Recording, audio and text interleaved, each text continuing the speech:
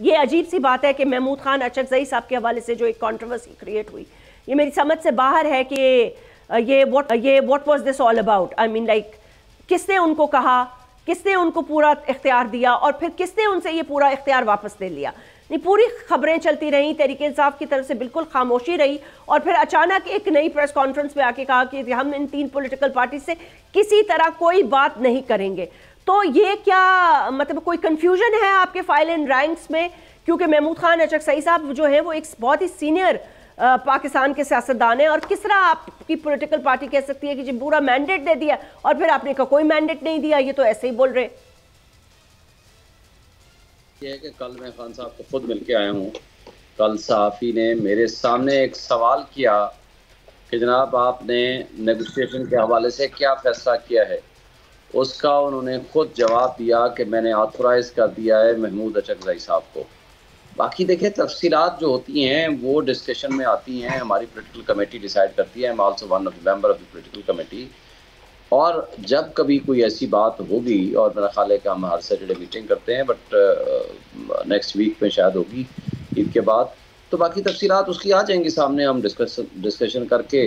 लेकिन ना वो हमारे एक एम्पावर्ड हुए हैं by the founder chairman Imran Khan साहब की तरफ से, और आगे क्या तफसीलात होती हैं वो डिसाइड करेगी हमारी पॉलिटिकल कमेटी और हमारी लीडरशिप। मेरा ख्याल है कि उसके अंदर वो सारी जो कोई तफसीलात सामने आएंगी वो इबाम दूर होता जाएगा। तो आप ये कह रहे हैं कि वो एक सेकंड नहीं, कैसे से बहुत बड़ा इबाम है। आप ये कह रहे हैं कि महमूद खान अचकज़ई साहब ने कल मुलाकात ही, सहाफ़ी ने सवाल किया और आपके सामने खान साहब ने कहा है कि उनको मैंडेट कर दिया गया। देखें, इतनी सवाल हुआ नेगोशिएशंस के हवाले से, खान साहब ने उसका जवाब दे दिया, ठीक है। तफसीलात क्या होती हैं उसका क्या उसके, लेकिन सर अभी थोड़ी देर पहले आपकी पार्टी के स्पोक्स पर्सन और leader of the opposition Umar Ayub साहब, उन्होंने एक प्रेस कॉन्फ्रेंस करके कहा है कि ऐसा कोई मैंडेट नहीं दिया गया और हम इन 3 पॉलिटिकल पार्टी से कोई बात नहीं करेंगे, मैंडेट नहीं दिया गया महमूद खान अचकज़ई साहब को। देखें, मैंने सवाल का जवाब, जो सवाल हुआ नेगोशिएशन के हवाले से, उसका जवाब खान साहब ने दिया। अगला सवाल बनता था कि क्या इन प्रेजेंट पॉलिटिकल पार्टी से भी मुज़ाकरात करेंगे या नहीं, वो ना सवाल हुआ ना उन्होंने जवाब दिया।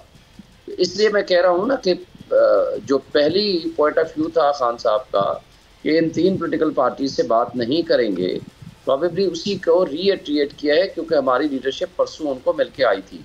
तो खान साहब से जितनी परमिशन मिली होगी या जिस हद तक इंस्ट्रक्शंस मिली होंगी उसकी उन्होंने प्रेस कॉन्फ्रेंस कर दी है।